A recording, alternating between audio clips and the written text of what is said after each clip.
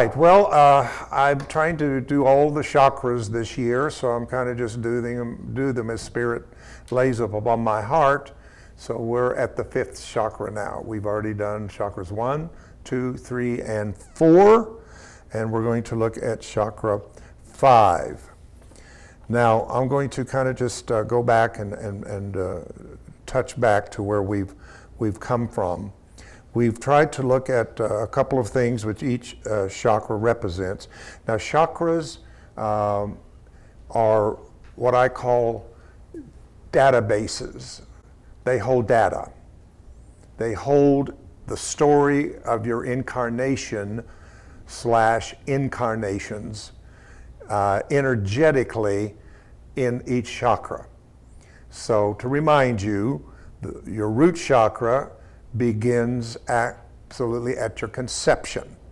So that means the environment of the mother especially becomes very much the foundation of your first experiences as you are forming a body to incarnate in.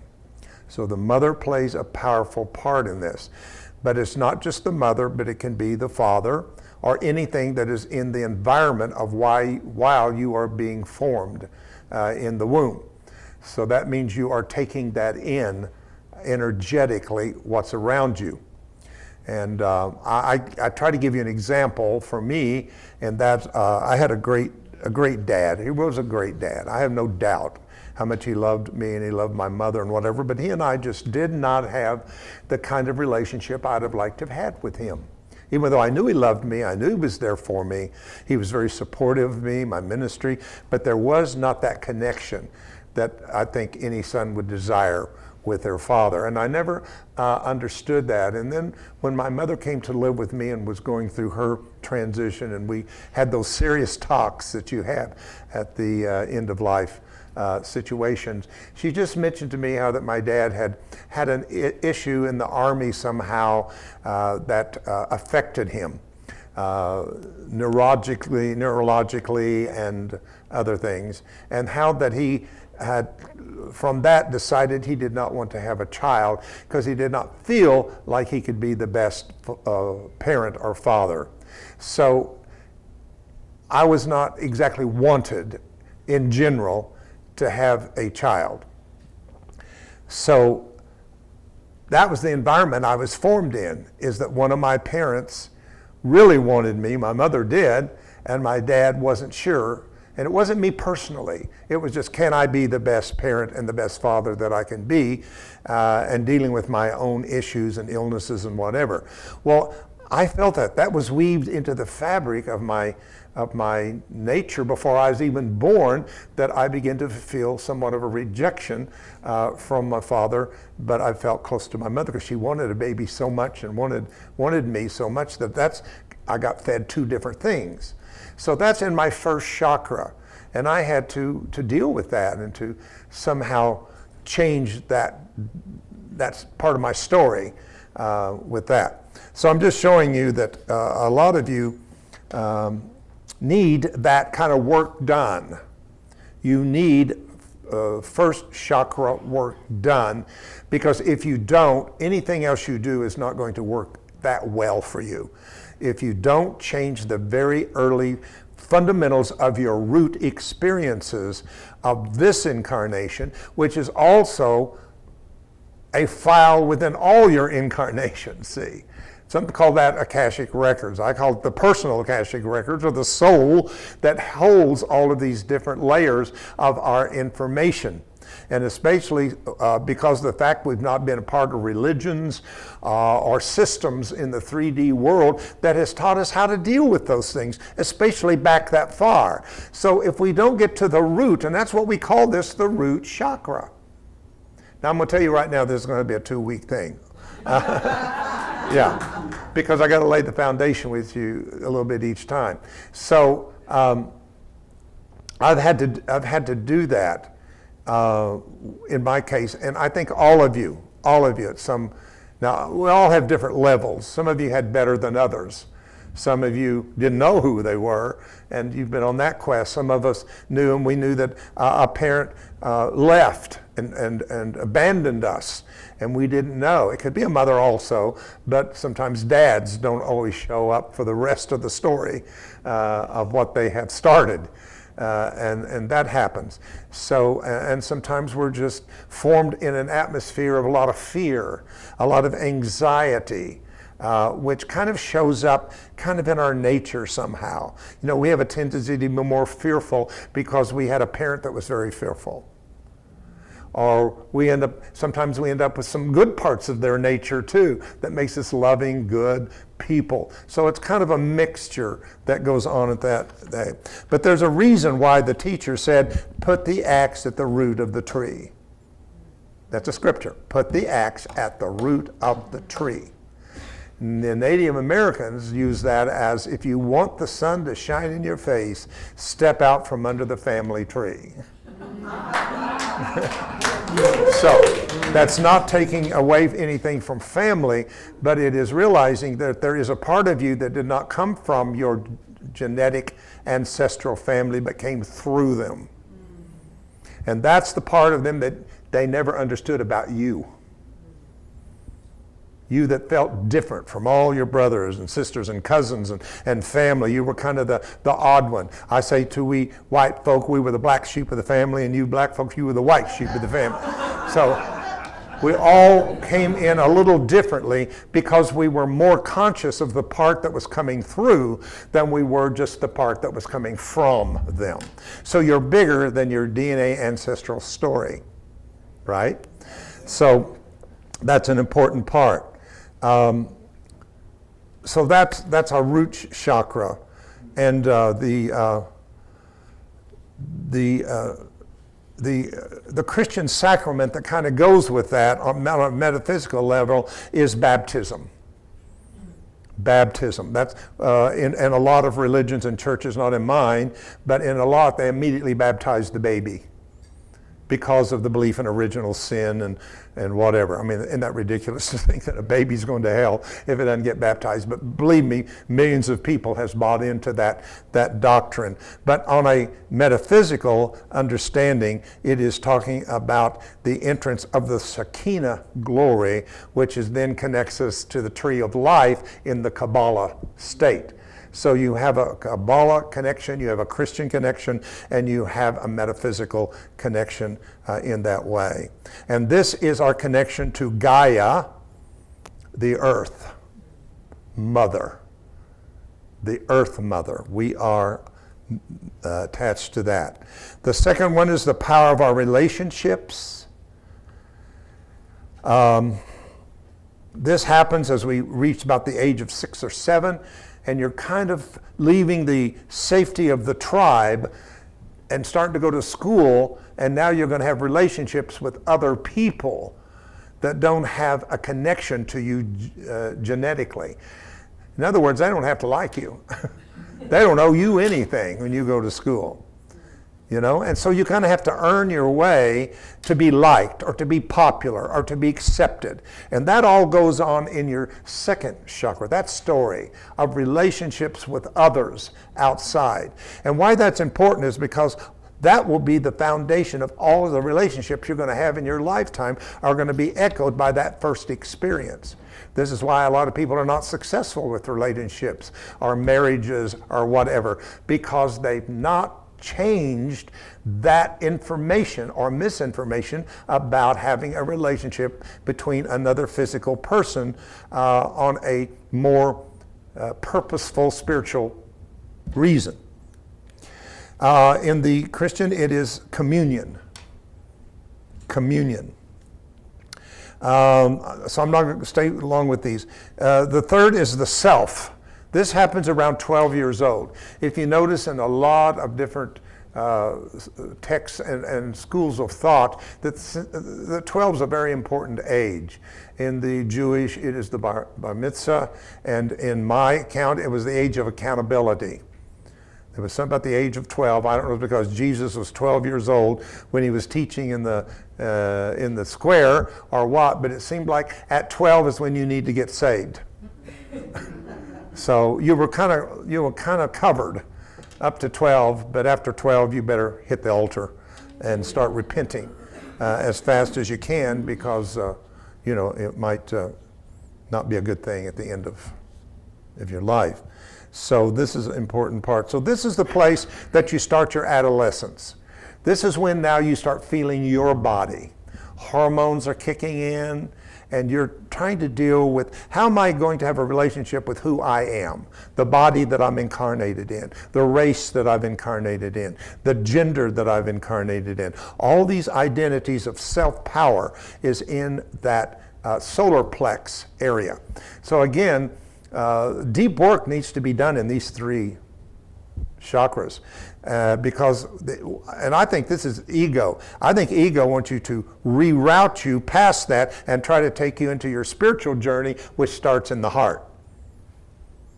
But even though you're up here trying to do spiritual stuff, you're being pulled back by the stuff you've not taken care of, and therefore you have not set a good foundation for you to truly build the Christ consciousness in you. Christ consciousness has to be built because we're all builders and we have to build it.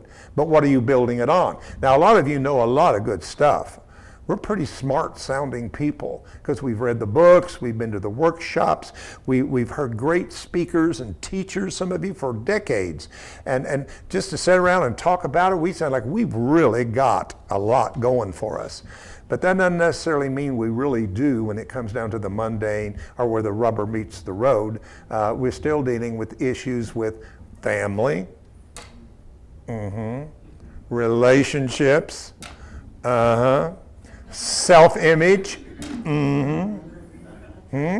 Now you know that those are issues that pop up every once in a while with you and with me and all of us, because it's telling us we still need that deep healing to take place in the foundation of those three human chakras. This is about your human story. And if you get that done, then you become an initiate to start going within and do the spiritual work, which is through the heart chakra. When you come to the heart, and now we're going to go to the next one, which is our fifth chakra. So let's talk about it. It is blue. So I wore the blue today so I'm not taking the blue pill, but I'm doing the blue chakra. So these chakras, of course, are very connected to Sanskrit language and to Eastern teachings, because they were teaching them thousands of years, long before it became accessible in the Western mind or culture.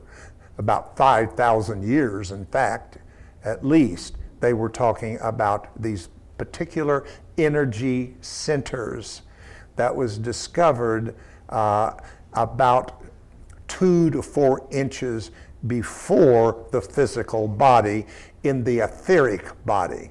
So chakras are etheric vortexes. It is where the energy finds the spin of the universe. Because everything that the universe does is to follow the vortex, or to follow the spin of evolution and growth. It's not a flat line. See, we flatline because we just think, I don't have it, I need to get it, I need another lifetime, I need another this, another that. And what has happened to a very unique part of the population, and I'm using this term, the population of metaphysical, those who are following the metaphysical path, is that we have entered a time in which we have completed all this linear idea that we don't have it, but we can get it. And what has happened, we're being stopped in our tracks. And that's good. It's good if you're at a place where saying, wait a minute, this is just not working the way I want it to. I'm still dealing with health issues. My body is still breaking down, and yet I'm teaching all these things about health and how God can heal me and all these kind of things. Where is it? I mean, I'm going to say this, but I find it difficult to get a blessing out of you on Sunday morning. I would like to see all of you just jumping up and saying, yes. Yeah, I mean, I had this happen, I had this happen. Be like popcorn. And yet most of them are just sitting there thinking, all right, well, what happened? Let's see, did something good kind of happen? And then, bless your hearts, you that are doing it maybe are kind of just making something sound really good. But yeah, there's definitely work to be done. And that's where I am. I've just stopped on this linear idea that I'm going to get it. And I've done my best, and I know you get tired of this, but I try to use this idea of when an end of an age comes and the chaos starts, because the breakdown of the old age is breaking down because a new age is trying to break in. See?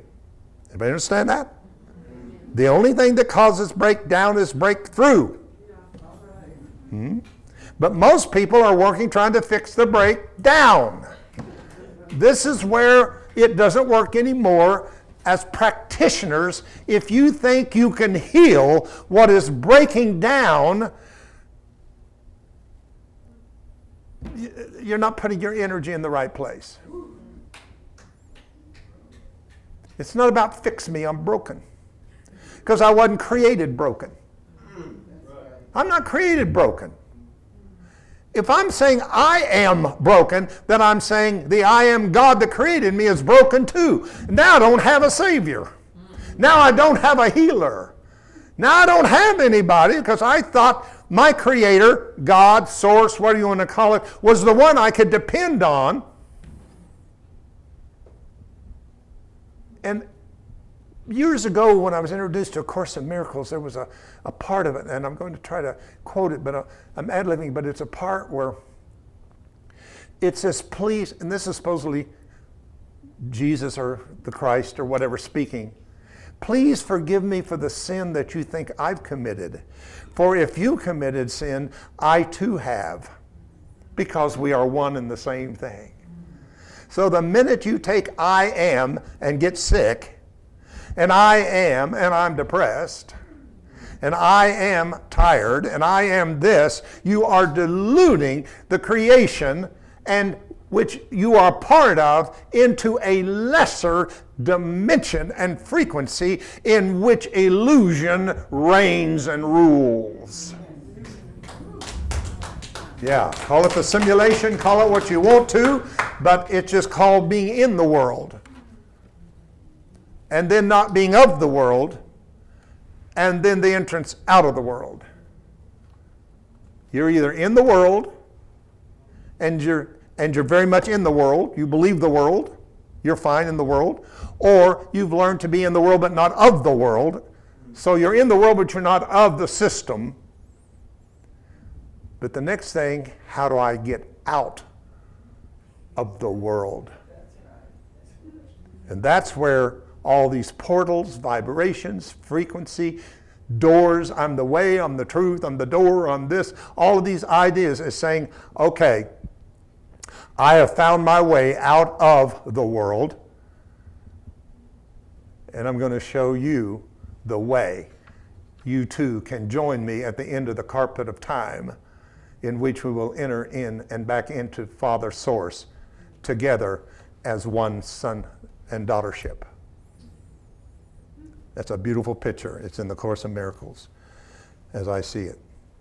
So, fortunately, we had to borrow from what we had, and that is the idea of when we see these vortexes and vortices, you that is able to use your ability to see from your third eye and to see past things that appear to be through the five senses, you will see these vortices as wheels of energy. And therefore, hence the word chakra, or the word wheel in the Sanskrit. And that's what they are. The Sanskrit name for this is Vashada. That is for spelling if you want it. This is going to be available for you later when you leave, so you don't have to remember everything I'm saying or write it down. But it is the Sanskrit name, and it means purification. It is located in the throat. and the element is sound. Sound. The function is communication and creativity.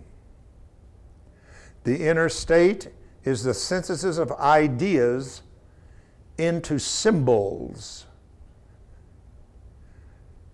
The outer manifestation is vibration, and the glands which are affected by what goes on here with you would be your thyroid, parathyroid, as well as your neck, shoulders, arms, and hands. The manifestation that this is not working well for you can be everything from a sore throat to a stiff neck to colds, thyroid problems, and hearing problems. The color is bright blue, and the vowel sound is the E, E-E-E. E is the sound that gives the vibration to that chakra. The saphiras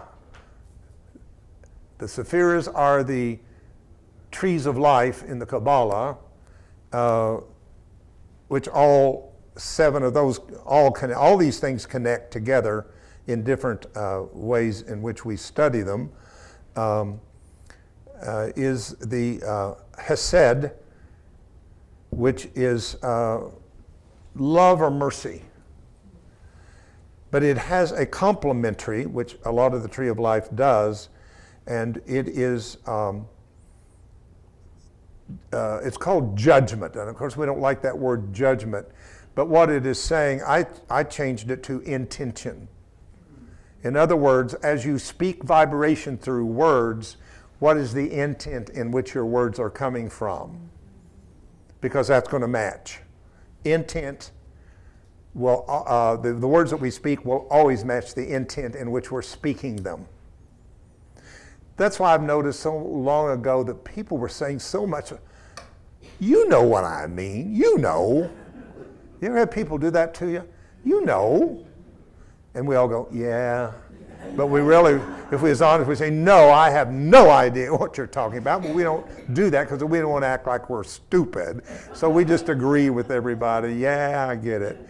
But a lot of people use this fill-in idea of, you know what I mean. In other words, that tells me that they're trying to say something from a deep level, but it's not translating time it comes through the throat, because the throat is carrying some of its own perceptions and ideas that misinterprets it, and therefore we lose communication. The thing that is missing the most is communication in the world. I know that we live in the greatest polarization, as far as I know. I don't know the past, but it really looks like we are so living in a polarity politically right now that the gap has gotten bigger and bigger and bigger and continues to get bigger and probably will for the next year or so in that way. And I think we have to look at that to realize that I don't know when I've seen somebody on the right side or left side come together and have a conversation. Where is that town hall? How do you get them in the same room and listen to each other? No, we're using the media, because you got Fox over here, which is going to give a voice to the right, and you got CNN and some other things that gives more of a voice, to the left. So you got this polarity, and they're using the media to communicate with each other, but they're not getting together and communicating with each other. So this communication is important between you and you. First, you got to have a good conversation with yourself. The old saying, myself said to myself. That's not bad. That's not really crazy to have an inner conversation between the outer self and your inner self. In fact, I think it's Psalms 110, I don't know why this comes to me, but it said, my Lord said unto my Lord, sit down at my right hand. Yeah.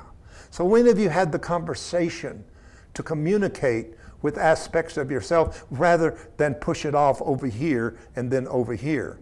Now, so I think that's what's needed. I think we need more town halls. I think people need to learn to listen to each other.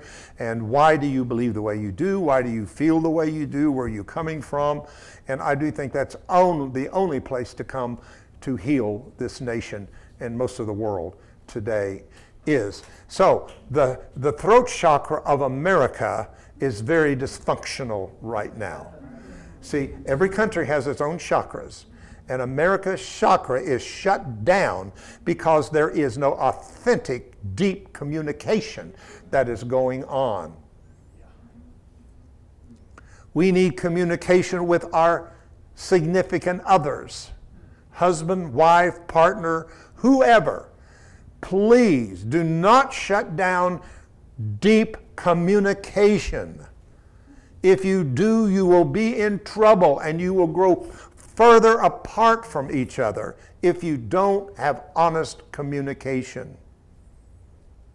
You need to communicate more with your families. Now, I know a lot of your families don't understand you, what you're into, but that doesn't mean you should shut down to them 100% and not say anything. That doesn't mean you should be pushy with them and try to convert them, but sometimes when they open the door and ask you something, then you need to communicate your truth and speak your truth. Don't speak what they want to hear. If you do that, you'll get a closed, dysfunctional throat chakra. So be honest. Don't be ashamed of where you come from and where you come to on this journey. And the thing that you have to do there is be mature enough to not care enough. You can care, but not enough to give your power away. Every time you tell people what they want to hear and you don't speak your truth, you're transferring your power outside of yourself and you're becoming more and more energy depleted. More energy depleted. Speak your truth. It really may, in many ways. Yeah, it may set you free from a few friends and some family members and whatever, but that's okay too. You're not responsibility for them completely. You're responsibility to your own walk. Be true to it.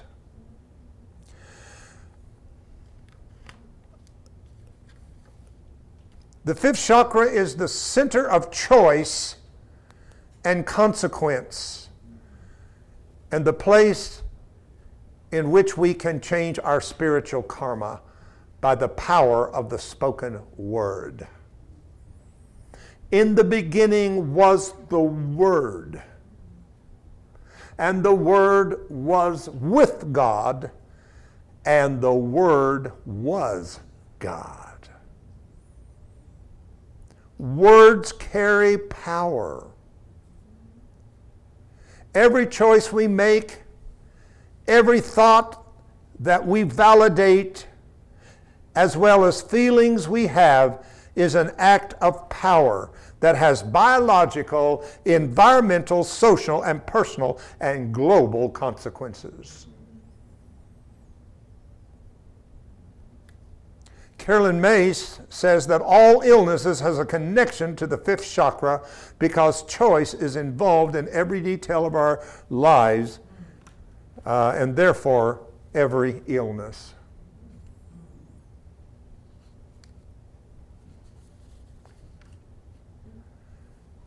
So she talks about releasing one's will to divine guidance may result in difficult experiences along with great insight. One of my experiences, she is saying, is painful and ends many phases of life that can end things such as a marriage, an occupation, even before its time, based upon the words that we are speaking to create our own atmospheres. So maybe we need a shift. I'm going to give you a few scriptures, yes. And most of these scriptures I'm giving you are from Proverbs, and don't be afraid of those books. Now, there's some books in the Old Testament you need to be careful of when you get into the Torah part and the supposedly Moses' teachings of the laws and all that kind of thing. That's a whole different thing about shaping the civil laws of a people for the benefit of the few. But once you get out of that into Proverbs, Ecclesiastes, Job, and Psalms, you're into the poetic. Never meant to be literal, but they are based on a more poetic idea or metaphysical idea. So just let me give you a few that I found a lot, but I'm going to just give you a very few. Proverbs 18:21 says, "Death and life are in the power of the tongue." Life and death is in the power of the tongue. Charles Fillmore, that we know, who's the founder of Unity, says, "Your word is the power through which you make your belief manifest." When Jesus said, "The words that I have spoken to you are spirit and are life," he was speaking in terms of the inner word which creates all things. Now, up until this statement is made, nobody up to that point ever referred to spirit as an experience, but as a prophecy. Such as the prophet Joel said, "And there's a day in the last days that the Spirit of the Lord shall come and fall upon all flesh." And it was a prophecy. It was going to happen. But what Yeshua represents here is it's happening. I'm not prophecy. I'm telling you, my words are not here to tell you about the Spirit. My words are Spirit speaking through me. Now, when you start letting Spirit speak through you in the form of a word, it will be impregnated with its own manifestation to birth itself into manifestation. But if you just keep speaking about these spiritual things, which we do a lot, I mean, we talk about great things that aren't happening. But we keep holding on, it's going to. It's going to. But it's time for us to stop speaking about spiritual things and let the spiritual things speak through us and find a way through us to manifest itself in our outer world that we basically live in. Proverbs 15:23 says, "A person finds joy in giving an apt reply, and how good is a timely word." There you go. Find the rhythm in your conversations. There's a time for you to speak your truth, and there's a time for you not to speak your truth. Don't impose things because you think it might be a time to do it. There is a spiritual rhythm to this of when you are to use words in certain ways. And if you don't find that, hold back and wait until there is an unction, I call it an unction, of the Spirit in which things align and things are right. If you don't, your words will not be heard or understood. But if you're in alignment, let's say with somebody in the family or a friend, or somebody that has given you a little rough time about not being a part of the orthodoxy of religion and going off the path, they think, in some way. But you know, that doesn't mean they're not going to change. Don't you dare hold people. Don't you hold people. Well, I tried to tell them that 10 years ago, and they shut me down, and I'll never deal with them again. They may have changed. They may have gone through some things in life in which they have opened their consciousness to receive what they couldn't receive 5-10 years ago, but are ready to receive. So never shut down to people, because the rhythm can change. And sometimes it's just the right timing. Be sensitive to that. You see, all this teaching that we do here at HeartLight is for mature spiritual people. That means you have to take responsibility to be intuitive and to find the rhythm of your spiritual life. And not just go out there and just do it to do it because you want to sound smart. Don't let your ego get into this. Know when to hold them. Know when to fold them. And what's the third one? And when to walk away. That's some good stuff right there. And that takes discernment and wisdom, which will be our next chakra that we're going to deal with. A gentle answer turns away wrath, but harsh words stirs up anger. Proverbs 15:1. Isn't that a good one? A gentle answer turns away wrath, but harsh words stir up anger. Wow. Gossip betrays a confidence, but an unworthy person keeps a secret. That's an important one. If people are going to share with you something intimately, be sure that you're willing to keep it in yourself and not be quick to share it through some kind of gossip. Thank God we don't have much of that here, if any, because we are a more spiritual, mature people, but we sometimes need to be reminded in some way. Those who guard their lips preserve their lives. But those who speak rashly come to ruin. And a good one, Proverbs 13:3. Do not repay evil with evil or insult with insult. On the contrary, repay evil with blessing, because to this you are called, so that you may inherit a blessing. Is that good?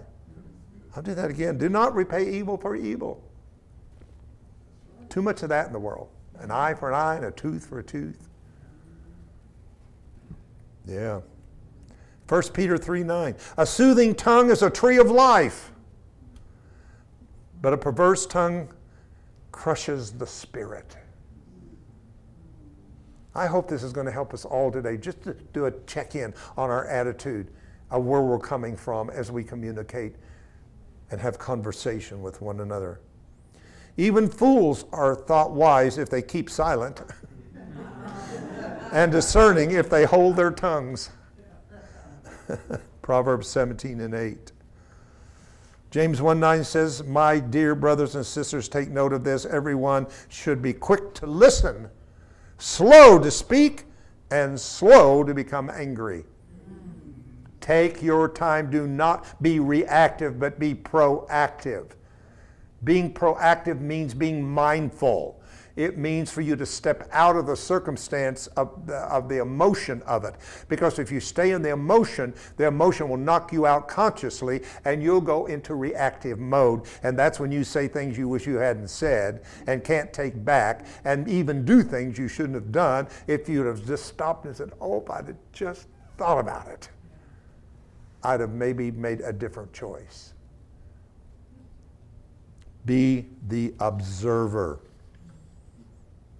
Be the observer. So the fifth chakra is our power of expression. And I want to say this, that spirit is always looking for a way to communicate with the outer world. But it cannot do it until it has a way or something to move through. This is why you are like a collective mediator who, once you set the right environment, that spirit can speak through you and as you.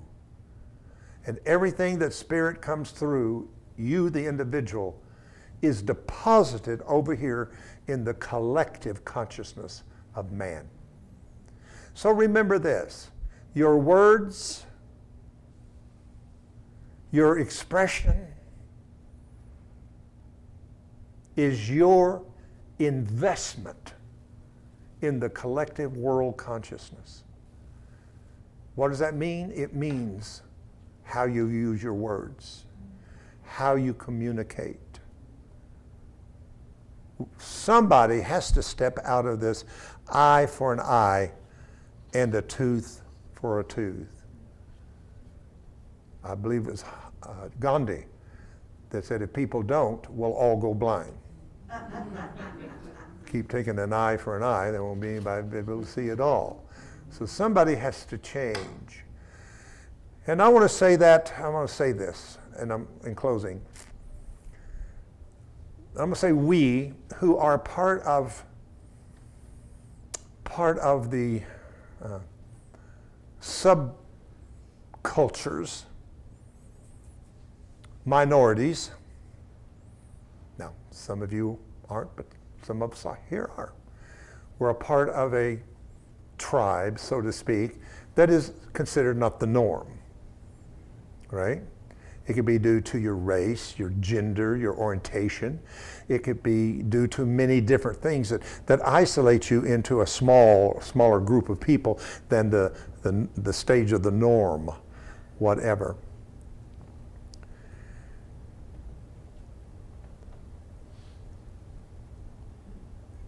If we're in that situation, if you're a part of what I'm talking about at all, if you're a part of that at all, it is up to you to not carry on. Do not carry on what has gone on for generations and generations or decades and decades in that way. In other words, well, by golly, this is what they did to me, and I'm going to do it to them. That's not the right attitude. Somebody has to show the grace of stepping out and being a part of what I call a generation to come that will not walk as their forefathers.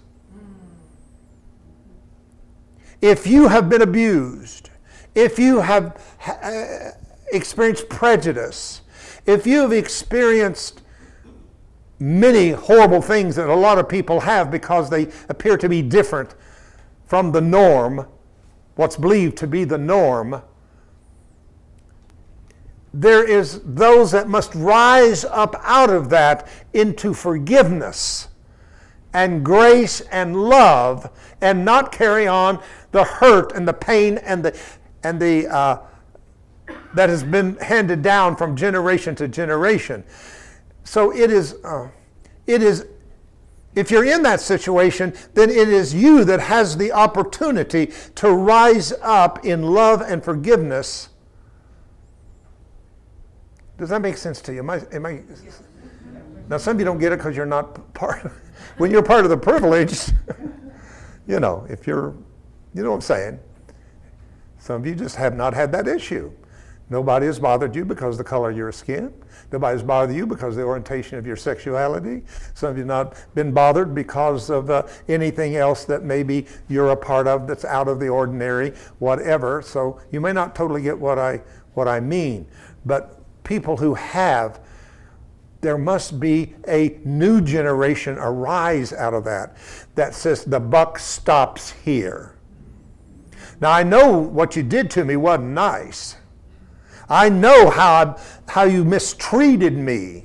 And I know the names you have called me. I'm very aware of that. But instead of making me angry, I'm going to choose love and mercy and repentance. And I am going to step up out of this and start a new consciousness in which we're not carrying forth the old story. Yes. I hope that makes some sense to you. Do not carry. Don't put prejudice back where there was prejudice. Don't put hatred back where there was hatred. Do not put racism where there was racism. Become the new creation of God in the earth. A new reborn people. Taking away the slate of all karma of your race story, your sex story, political story, whatever it is. And I got to close with my favorite quote from A Course in Miracles. For one moment of grace, all karma is burned. In a moment of grace, all karma is burned. May we in HeartLight step out of this world in which we have miscreated ourselves as separate, and where the roots of hatred, prejudice, and division and separation has come from, into a world of oneness and unification of spirit and truth. For there, the real you waits for you. Let us become the new creation that makes a new earth. For the old earth shall pass away, and the earth shall become new. But we need a new kind of human. We need a human that thinks new and different. We need a human that sees differently. We need to see people who are. And as Diana Ross said, stop in the name of love. The buck stops here. I will not carry on and carry forth the gene for cancer. I'll not carry on the gene for alcoholism. I will not carry on what my grandfather said about a race that's different from mine. I'll not carry on the hatred and prejudice that's been down through my family, because I'm a part of a new family of light beings that is ascending into the higher states of my consciousness, where I am living in the heavens of my being.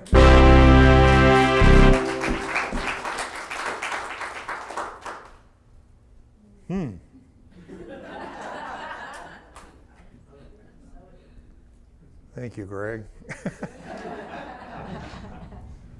Let's take a moment.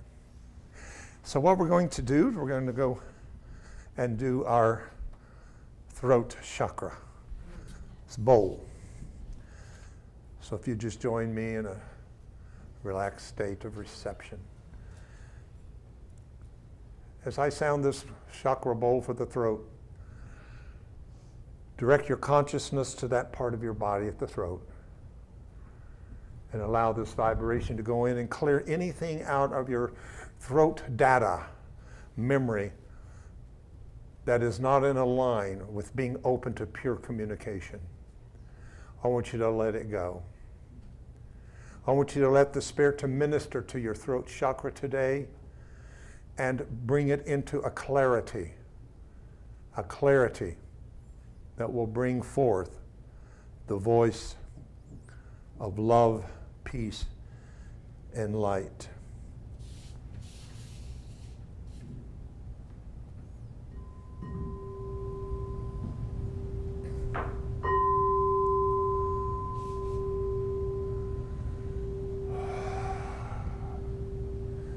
Take in a breath through your nose, and as you exhale, exhale from your throat area.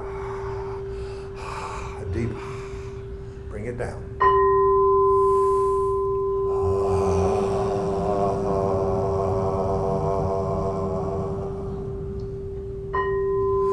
Breathe.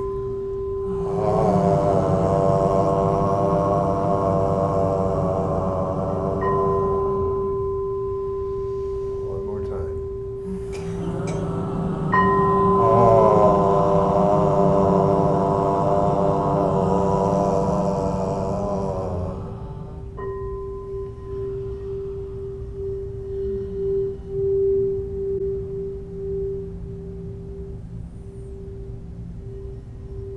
Let the Holy Spirit minister to your throat chakra.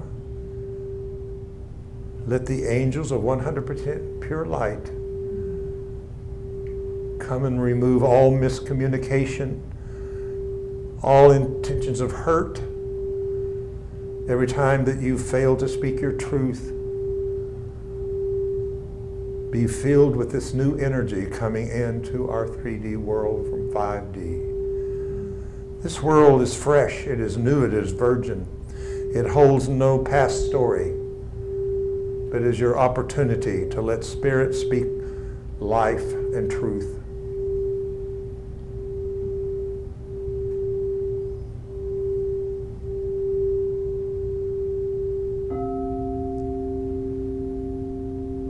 Root chakra, sacral chakra, solar plex chakra, heart chakra, throat,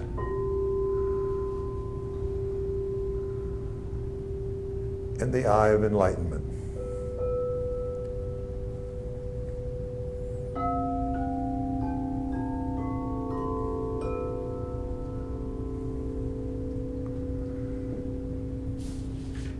And now I want you to repeat with me the words, I speak truth. I speak truth. I want you to say with me, I'm a confident speaker. I am a confident speaker. I want you to say, my voice and my words matter. My voice and my words matter. I want you to say, being honest frees me. Being honest frees me. And finally, I am a great communicator. I am a great communicator. Take a deep breath. Exhale. A thing that is becoming popular right now is humming. So I thought we might try that some more with some of the songs that we sing. We'll sing the words, and then we'll go back and hum them. Because when you hum, it's much more vibration to it. Yeah, and the brain doesn't understand humming. It can use your words against you, but not the humming, because it is bringing it more into a vibrational level in that way. Thank you so much for letting me just expel upon this beautiful throat.